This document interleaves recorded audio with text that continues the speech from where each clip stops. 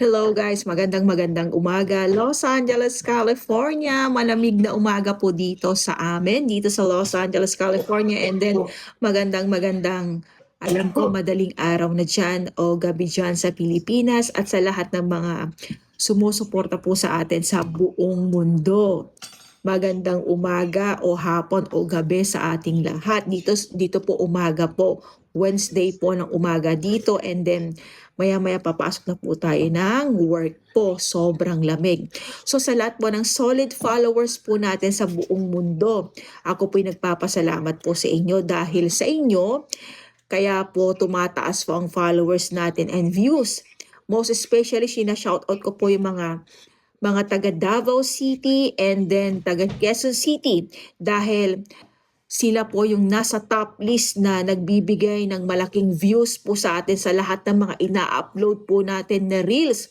So shout out po yung mga taga Quezon City, mabuhay po kayo, and then sa mga taga Davao City, mga ka-DDS natin, sila po yung nagbibigay ng napakataas na views kung kaya't na-achieve natin yung 4.1 million views po sa loob ng ilang araw sa mga ina-upload natin po dito sa ating Facebook. So maraming salamat po sa inyong lahat.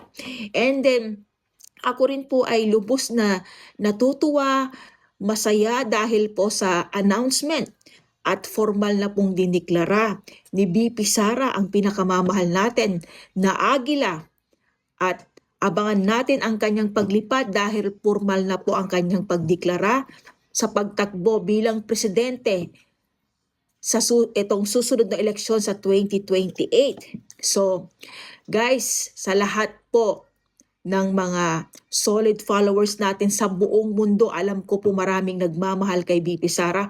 Suportahan po natin siya, protektahan po natin siya upang sabay-sabay natin maihatid ito sa Malacanang sa 2028. So BP Sara, solid Duterte ang aming pamilya para sa iyo. So susuportahan ka namin hanggang sa dulo, hanggang sa paghatid namin sa iyo sa Malacanang. Mabuhay ka, and then hayaan mo lang yung mga taong tumutilig sa sayo dahil patuloy na tumataas ang iyong ratings. Dahil kahit anuman ang mga binabato sa'yo, tinapunan ka ng kahit ano-anong kung anuman yan, anumang panunuligsa sa'yo, kahit anuman yan, talagang yan ang nagpatibay sa'yo. So, mabuhay ka, BP Sara.